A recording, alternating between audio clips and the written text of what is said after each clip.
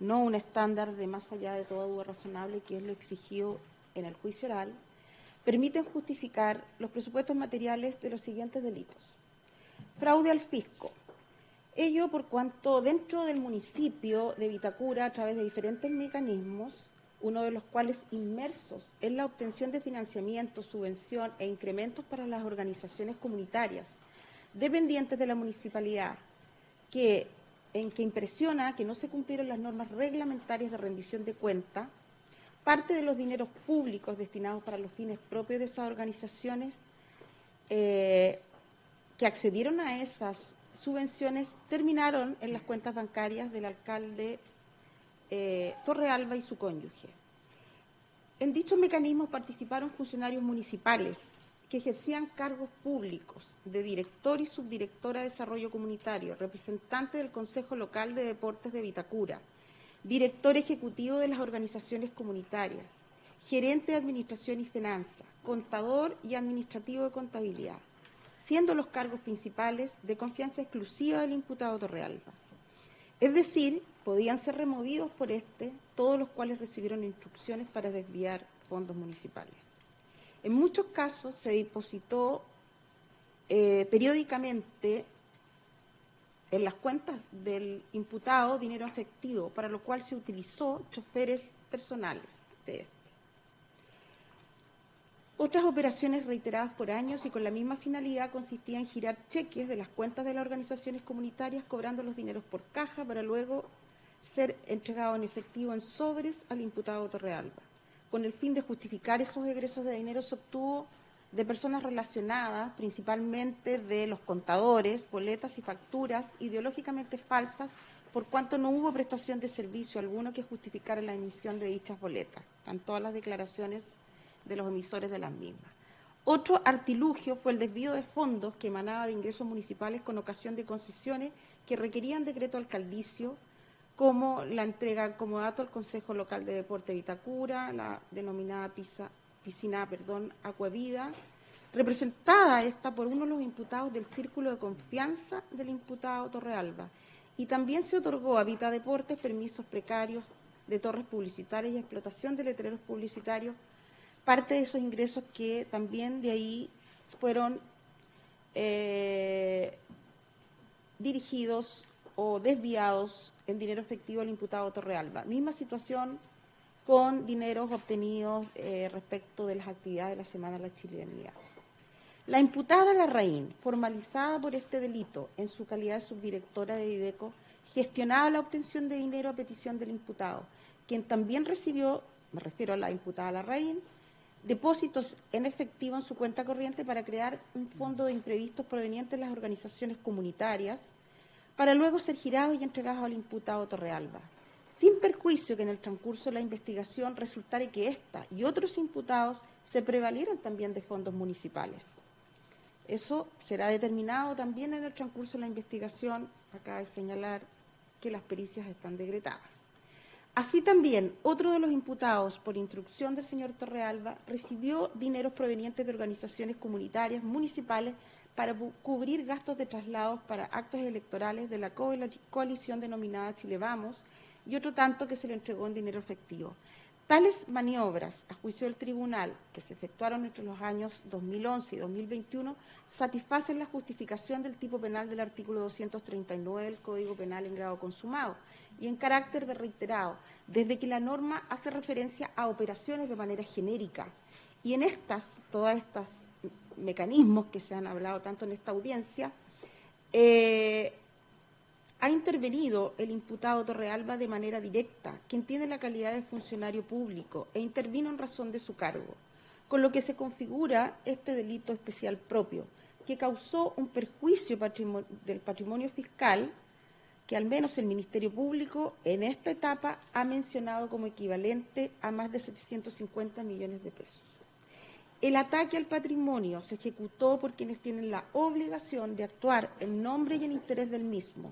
Se corresponde con una vulneración del principio de probidad en cuanto estándar para el desempeño de la función, consistente en la falta de lealtad en la gestión del patrimonio público, que si bien no necesita en modo alguno coincidir con la pretensión de la obtención de una ventaja patrimonial, porque eso no lo exige el tipo penal, me refiero a ventaja patrimonial correlativa para que los sujetos activos, existe evidencia en esta investigación que el imputado sí la obtuvo reiteradamente en el ejercicio de su cargo y por un monto total que se acumuló a través de los años.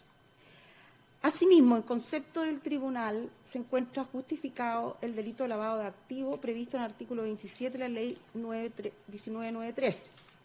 De acuerdo con los antecedentes latamente expuestos por el Ministerio Público, en especial los que emanan de las brigadas, las pericias de brigadas de lavado de activos, análisis de cuentas corrientes, testimonio y evidencia, aun cuando no se encuentren periciadas las cuentas corrientes de las organizaciones denominadas VITA, alegadas vehemente por la defensa, el tribunal estima que se ha justificado, como ya se ha dicho, en primer lugar el delito base, que es el delito de fraude al fisco, correspondiendo al lavado de activos un delito de conexión, al menos así se ha referido el Tribunal Constitucional respecto de la inconstitucionalidad una vez que se interpuso respecto de este ilícito. Aun cuando la doctrina tenga reparos con la figura del autolavado, que pudiéramos compartir, de hecho, hasta lo que tengo entendido, Alemania no persigue el autolavado, nuestra legislación optó por sancionarlo penalmente, es decir, castiga las conductas punibles del blanqueo también al autor del delito base respecto de ciertos delitos como lo es el de fraude al fisco en carácter reiterado. Así, lo defraudado por el imputado Terrealba, que en esta etapa de la investigación, como ya dije, se atribuye la suma que indiqué, consistió en que parte de ese monto que perjudicó al fisco participaron otros imputados que eran de su confianza exclusiva. Ocultó o disimuló en el transcurso de los años, según da cuenta la evidencia indiciaria, que es suficiente, y así lo estableció la jurisprudencia, para acreditar un dolo en la etapa procesal correspondiente, incluía la utilización de choferes municipales y terceras personas para efectuar depósitos en efectivo en sus cuentas personales, bipersonales y de su cónyuge. Muchos de ellos por montos reducidos y en algunos casos el mismo día de manera fraccionada en un mismo cajero automático, lo que denota que pretendía evitar alertar a los sistemas legales de control, además de algunos abonos de origen desconocido y sin justificación hasta esta etapa de la investigación que ingresaron al sistema financiero. Hubo ocultamiento material y utilización de instrumentos financieros de bienes ilícitos. Se sustenta en el informe policial que da cuenta de la incautación de una suma de alrededor de 7 millones de pesos de su domicilio, además de la emisión de un vale vista y cheques relatados en el informe patrimonial de la Brigada Especializada de Corrupción, en que se hace un análisis del sistema financiero respecto a su patrimonio. Los actos de lavado se denotan desde que hasta el momento su única fuente de ingreso se ha señalado que es su remuneración municipal. No tiene participación en sociedades, al menos no se encuentra justificado aquello alegado por la defensa, unido a las inversiones con venta de acciones, bienes raíces, fondos mutuos, compras de acciones y depósitos en fondos mutuos sin justificación de rentas declaradas cuyos montos exactos están en cursos de determinación. Todo lo anterior sirve de sustento entonces para estimar que hubo colocación, estratificación e integración de capitales en el mercado formal. Asimismo, se estima que se encuentra justificado el delito previsto en el artículo 97, número 4, inciso primero del Código Tributario, con los antecedentes recopilados por el Servicio de Impuesto Interno, sin perjuicio que el servicio pudiera ampliar su querella por los delitos que formalizó el Ministerio Público y que actualmente ha hecho mención la defensa. Es un contribuyente del impuesto global complementario, declara como renta sujeto a gravamen los que son sus ingresos, montos establecidos por el Servicio de Impuesto Interno en la querella, informe por fiscalización tributaria, testimonio de la jefa de recopilación de antecedentes que hace análisis de estos mismos remitidos por la Fiscalía, declaraciones de los boleteros. El imputado en los años tributarios del 2017 al 2021 subdeclaró sus ingresos según análisis de sus cuentas. Generó declaración de impuesto presentada en forma falsa o incompleta que provocó perjuicio a las arcas fiscales y obtuvo devolución de un impuesto que al menos el Servicio de Impuesto Interno en su querella señala que debe reintegrar. La investigación de los delitos tributarios, que es lo que alegó la defensa, se ha establecido por ley, que se sustenta básicamente en la recopilación de antecedentes, de acuerdo a la ley. Eso es lo que remite, porque tienen ellos la legitimidad activa en materia tributaria. No requiere mayor investigación del Ministerio Público sin perjuicio de lo que estime necesario esclarecer. En cuanto al delito de asociación ilícita, previsto en el artículo 292 del Código Penal, cabe señalar que las operaciones y comisión de delitos se mantuvo en el tiempo con los mismos partícipes imputados en la causa. Si bien las operaciones descritas que constituyeron el delito reiterado de fraude al fisco se ejecutaron por muchos años, que da cuenta de una estabilidad temporal, que es lo que doctrinariamente se estableció como uno de los requisitos, no se mencionó que ingresara en todos esos años a la presunta organización criminal nuevas personas para desarrollar las labores para la ejecución del delito de fraude al fisco. En concepto, este tribunal no se aprecia jurídicamente que los imputados elaboraran en común un proyecto delictivo, más allá de un acuerdo de voluntades para cumplir con las instrucciones impartidas por el imputado Torrealba constitutivas de delito, quien, en su calidad de alcalde de la municipalidad, en que se establece legalmente su jerarquía de acuerdo a la Ley Orgánica de Municipalidades en sus artículos 2 y 56, porque establece que es su máxima autoridad, a quien corresponde la dirección y administración superior y la supervigilancia del funcionamiento de la municipalidad, con lo que se disipa, a juicio de este tribunal, algunos de los requisitos del tipo penal en cuanto al elemento volitivo de querer asociarse de manera organizada, funcional y normativamente en pos de un programa criminal. Más bien, a juicio de este tribunal, en esta etapa, más bien los imputados consistieron y ejecutaron operaciones para desviar dineros públicos a las cuentas personales del alcalde de acuerdo a sus indicaciones e instrucciones, lo que se desprende claramente de las conversaciones de WhatsApp de algunos de los imputados y de sus propias declaraciones. Ante lo cual, este tribunal estima que existe una dificultad atendida a la particular naturaleza de la institución y la subordinación laboral de los coimputados, la permanencia en el municipio y las distribuciones de funciones de acuerdo a los cargos públicos que ejercían, cuestiones que obviamente se discutirán en materia de fondo en su oportunidad en el juicio. Pero en esta etapa el tribunal comparte en esta parte las alegaciones de la defensa. En cuanto a la necesidad de la cautela, aún con una eventual plausibilidad de que no prospere la pretensión punitiva del Ministerio Público y querellante respecto al tipo penal de asociación ilícita y las circunstancias de su reprochable conducta anterior, dos de los delitos que se le imputan en carácter reiterado tienen como pena mínima la de presidio mayor en su grado mínimo, es decir, pena de crimen que parte en 5 años y 1 día. Unida a las penas de presidio menor en su grado medio por los delitos tributarios, que al tener en carácter reiterado puede elevarse además la pena. Por lo que en caso de condena el imputado arriesga el cumplimiento de una pena efectiva.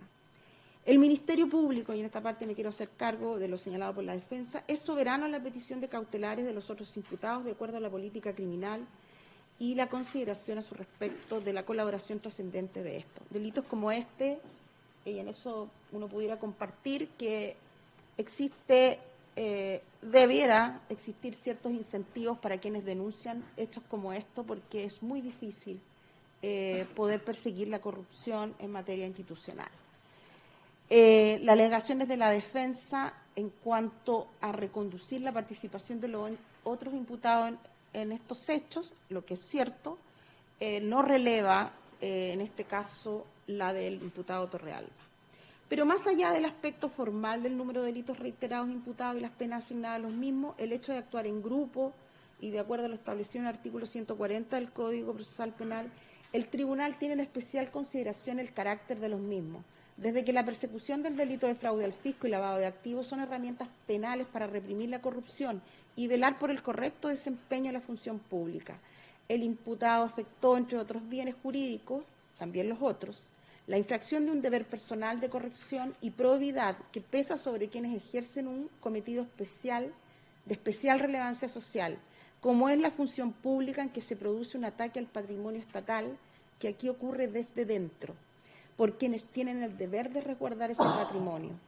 Tenía el deber, en su calidad de alcalde, de observar una conducta funcionaria intachable, tener un desempeño honesto y leal de la función o cargo, para lo cual fue elegido por los ciudadanos, no respetó la preeminencia del interés general sobre el particular y muy especial la afectación de los derechos o de las legítimas expectativas de la ciudadanía. Con su actuar, a juicio del tribunal, socavó la confianza pública en sus instituciones democráticas y sus representantes, que tanto perjudica la estabilidad política del sistema democrático. Todos estos motivos hacen materializar la suficiente necesidad de cautela para considerar, por ahora, que su libertad constituye un peligro para la seguridad de la sociedad, ante lo cual se decreta su prisión preventiva. Atendida la edad del imputado, sin perjuicio que el ingreso va a ser a CDP Santiago 1, Oficios de Gendarmería de Chile, a fin de que determine, atendido la edad del imputado, el carácter del delito, el lugar en que éste ingresará, porque es su facultad. Asimismo, en el ingreso, hágase una evaluación médica en el hospital ASA, a fin de que se recaben los antecedentes de las medicinas o medicamentos que se les suministran, dados los diagnósticos médicos, que solicito la defensa acompañe en este momento para incorporarlos en el ingreso. Plazo. Gracias, su señoría. Señoría, a ver, vamos a solicitar inicialmente un plazo de 1 año de investigación. Voy a referir a continuación, no obstante que quedó en evidencia en el curso de la audiencia, las diversas diligencias que se encuentran pendientes en relación a la investigación de los hechos, incluso muchas de ellas referidas por la propia defensa, en cuanto echaba de menos esas circunstancias, de lo que nos hicimos cargo. Brevemente, ¿por qué quiere 1 año? Señoría, requiere, la realización el análisis de diversas, y que en definitiva son pericias, de diversas cuentas bancarias, son no solamente, señoría, de breves periodos de tiempo, sino también, su señoría, de diversas instituciones. Estamos hablando de 12, al menos, de estas, señorías. No es necesario, entiendo, que se las reitere, o sea, se las vuelva a indicar, pero se los puedo indicar. Cuestión que su señoría toma tiempo. Ya le referíamos con anterioridad acerca de el tiempo que ha tomado llevar adelante el análisis de forma seria y responsable por una unidad policial de la Policía de Investigaciones, la de solamente el imputado y su cónyuge, que aún así esta no ha concluido en un 100%, no obstante estar bastante avanzada.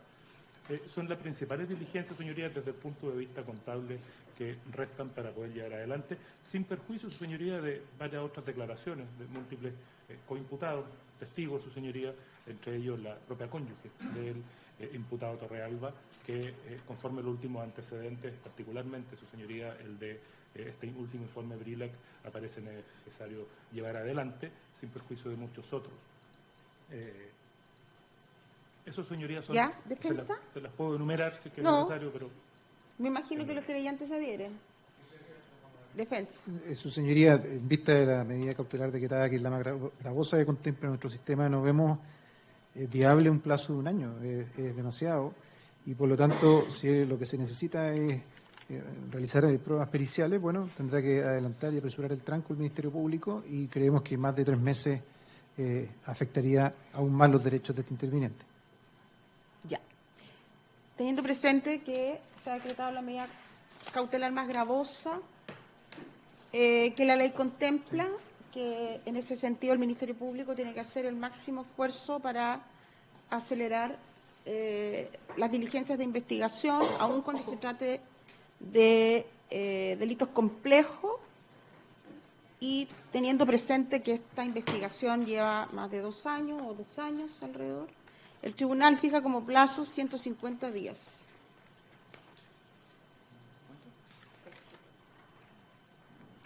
Bien, si no hay más peticiones, sí, terminamos. Su señoría, teníamos una última petición. Su señoría, si bien, como ordena el oficio de la Corte Suprema en cuanto al lugar de cumplimiento de la medida cautelar, la misma resolución exenta de Gendarmería establece que en caso excepcionalísimo y por decisión del tribunal, está autorizado el tribunal para poder pronunciarse respecto al lugar de cumplimiento de esa medida cautelar. Y la petición de esta parte, porque el mismo decreto de Gendarmería lo establece, que puede ser a petición de la parte de la defensa, es que dicho cumplimiento de la medida de prisión preventiva sea en el anexo especial Capitán Llave, porque ese centro de detención preventiva, como la misma resolución lo indica, cuenta con las condiciones de segregación y respeta precisamente el trato humanitario de una... Bien, el tribunal no tiene ningún inconveniente en la orden de ingreso. Señale que el tribunal no tiene ningún inconveniente si Gendarmería lo ratifica de acuerdo a su factibilidad, el ingreso en el anexo Capitán Llave. Gracias, señoría. Y lo último, señoría, respecto a los medicamentos, que se autorice al tribunal, o sea, a Gendarmería, el ingreso de los siguientes medicamentos. Sería bueno que me dejara ese documento. Ya, ¿Lo puede perfecto, dejar? Porque yo no soy médico, entonces requiere un documento. Gendarmería va a pedir todas las recetas médicas. Sí. Igual lo van a evaluar. Okay. Para que ahí pueda... Eso se lo vamos a pasar a la... Bien, eso es todo. Señoría, solamente una última solicitud, copia del audio de la audiencia que se lo autorice por el tribunal. También para nosotros, por favor. Sí, no, para la defensa. Se nos remite un link para la descarga. Como se pide, les envía el link a todos los intervinientes. Corte la transmisión.